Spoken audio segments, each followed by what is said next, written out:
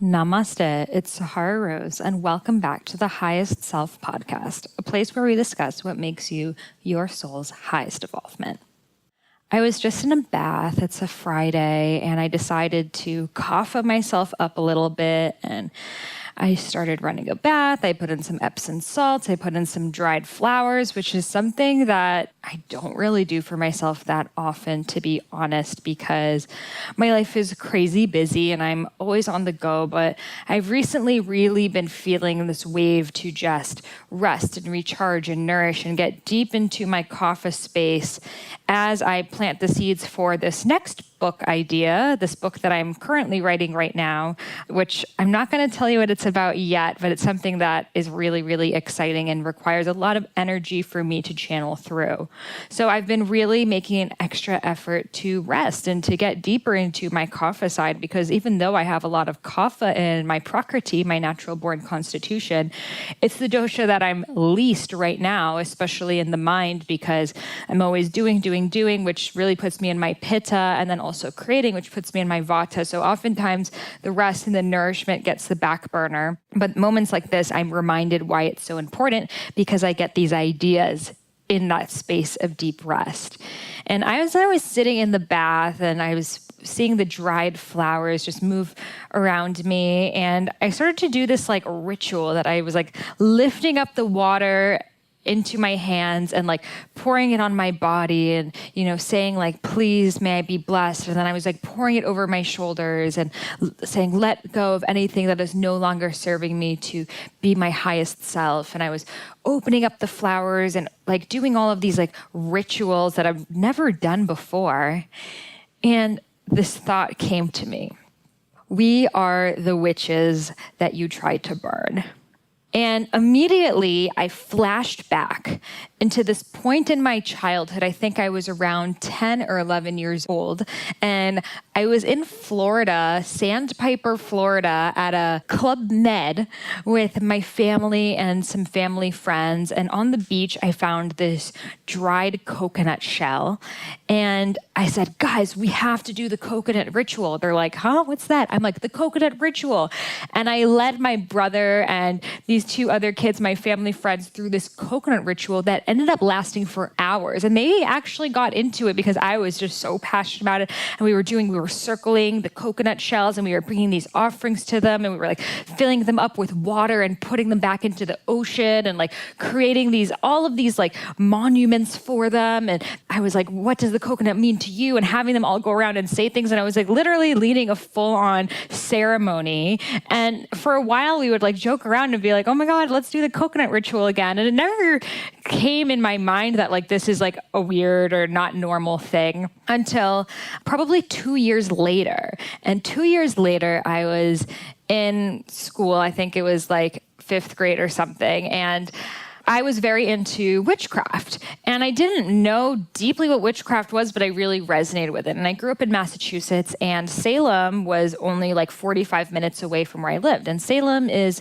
where all of the witch trials took place in the 1600s, 1700s, and it's where the whole witch hunt happened in the US. And they still keep it as a very kind of spooky city with a lot of witch museums and a lot of Halloween festivities and haunted houses and metaphysical stores and that sort of thing. But a lot more in sort of the dark, spooky side than like the crystal high vibe side. But I loved it. And I used to get these Wiccan books, and me and 3 of my friends, we would be the witches of the north, south, east, west. And, during recess, we would go like behind into the woods, and we would like create with chalk this like cross and like sit in different directions and call upon the north, south, east, west to bring through their properties. And we would, see these spirits everywhere. And I remember we were playing outside and there was like ice on the ground. And we were like, oh my God, there's a little boy stuck under the ice. And we were like every day trying to shatter the ice to bring out his soul.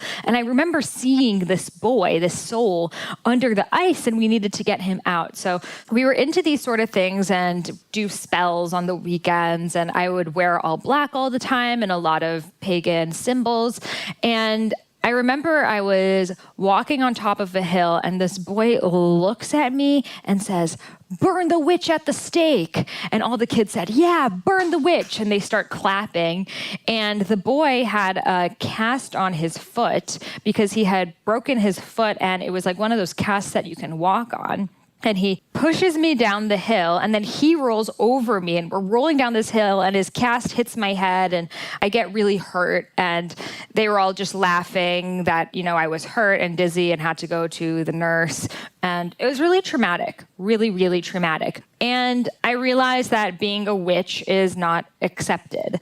And I think at that moment, I sort of put away all of the spells. I started to become a lot more quiet about it. I realized that it wasn't safe for me to express myself in this spiritual way. And middle school starts, high school starts. The way witchcraft is taught is very much as like these crazy girls that were possessed by something they believed was the devil, and how erratic it was. And it didn't have a good light. And even today, if you ask someone what a witch is, it obviously has a negative connotation. So I stopped identifying with my witch self, but my witch self did not stop identifying with me. We all have this witch side to us. A witch is not an evil or dark person. A witch is someone that works with magic. A witch is someone that practices rituals and uses tools from the earth, like herbs and flowers, to create things. They are deeply spiritual beings. And just like everything, there is a light and a shadow side. If you're giving an offering to a god, that is witchcraft. If you are giving flowers to someone for their healing, that is witchcraft. But we get so politicized when we use that word because of the negative connotation that the church has implanted in our minds. So during these years of the witch trials, which originated in Europe in the Middle Ages, there are estimated to be about 2 million people who were killed on the grounds of, quote unquote, being a witch or practicing witchcraft. And it wasn't just women. If there was a man that was using herbal medicine, he was killed. If there was a mother who was chanting for her kids, she was killed. If there was just a young boy or girl who felt like they saw a spirit or were doing these rituals that just come so naturally to us humans, they were killed. But it is encoded in our DNA to perform these sacred rituals. The reason it comes so naturally to us is because for thousands of years, we have been performing these rituals.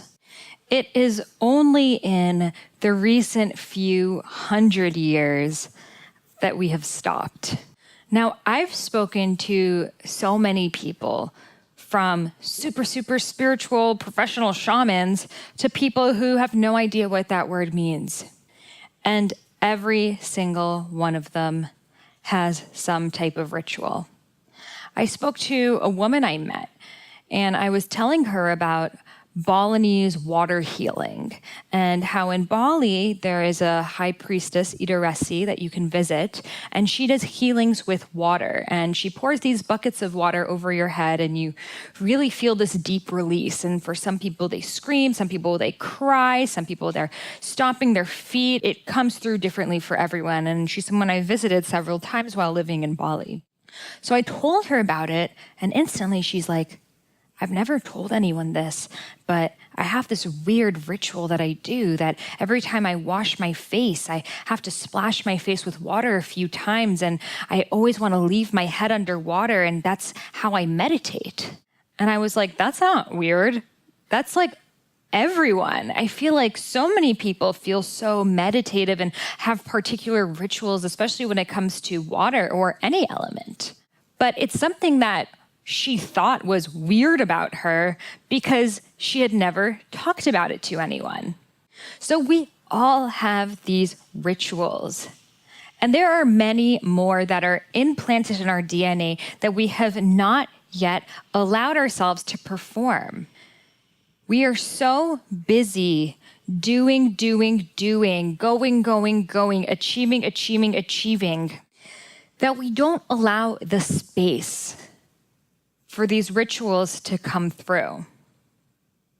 Even a pause that is a second too long feels a little bit uncomfortable for us, like that might have just. But it is in these sacred pauses that we tap in. It is in between breaths that we go deeper. It is in between thoughts that the enlightenment comes through. It took me finally sitting in a bath to not think about what I'm going to do tomorrow, not think about, oh, should I take another Instagram photo, not thinking about my to-do list or reading a book or listening to a podcast, but just sitting and being, for my being to remember the rituals that exist inside of me. Now, there are rituals that we can perform with anything. And you can Google rituals or read a book about rituals, but that loses the point. Because the rituals that you need to be doing are already within you. It just takes you getting to a still enough place for them to come through. So what can you do? Surround yourself by the elements. Go by fire, whether it is a candlelight or if it's a campfire, and just stare at that fire. Notice the embers and the flames and how they dance. Notice the shades of colors that layer over that fire, how it's deeply, deeply blue and moves into an orange, surrounded by a gray, and how that dances and what it looks like when it's weak and what it looks like when it's strong, and let yourself become one with the fire. Go by water and notice how it moves up and down the shore and touches your feet and dances on its way back. Notice the freckles on the pond, which are the bugs that skeet over it, playing a game of skipping stones with their bodies. Notice the air and how it wraps around us, engulfing us in a cool sweater. How unpredictable and flowing that it is. Go by the leaves and notice how they swirl and move and twist into shapes and beings that seem like they're pure magic, but it's the air that is floating them through. Notice the flowers and how perfectly symmetrical they are, and how the petals evolve one after another, and when you open them all up, exists this bulb that has even deeper petals and layers that are a little harder to open. Every element of nature is a ritual in practice. The flowers moving through the seasons are rituals. The ocean ebbing and flowing its tides are rituals. The moon waxing and waning in its crescent shapes are rituals. The sun moving in its circadian rhythm, giving us life and giving us rest, are rituals. When we become one with nature, we become this ritual. And we realize that we have ebbs and flows and seasons and shapes, and that's all a part of it. And we can put our hands into that bucket of water and let that be a spiritual practice. And we can walk our feet on this planet Earth and know that we are recoding our bodies to calibrate back with this planet. Everything that we do, connecting back with nature, is inherently a ceremonial experience. So if you're super in your head You have no idea what a spiritual practice looks like. And you've totally blocked away the memories that you have of you performing rituals when you were a child. And every single one of us has, especially if you're listening to this podcast. You must have been one of those kids that was whipping up potions and making things with their hands and doing spells. And maybe you loved Harry Potter and you had your own witch cloak and used to cast love spells for your crush to like you.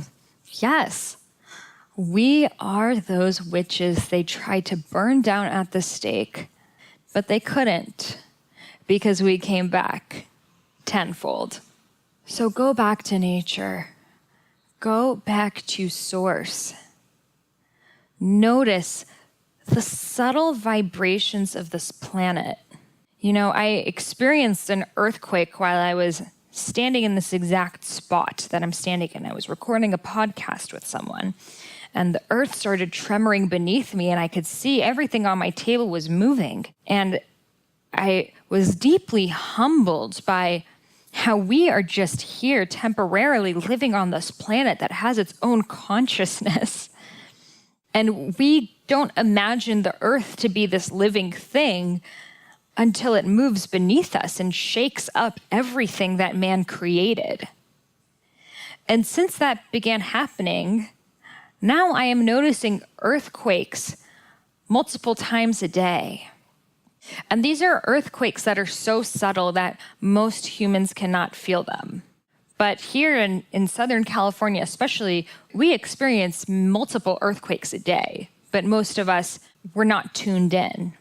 But since I've had that experience and eat a plant-based diet and deeply connect with the earth and elements and spend time outside every day, I can feel those little earthquakes.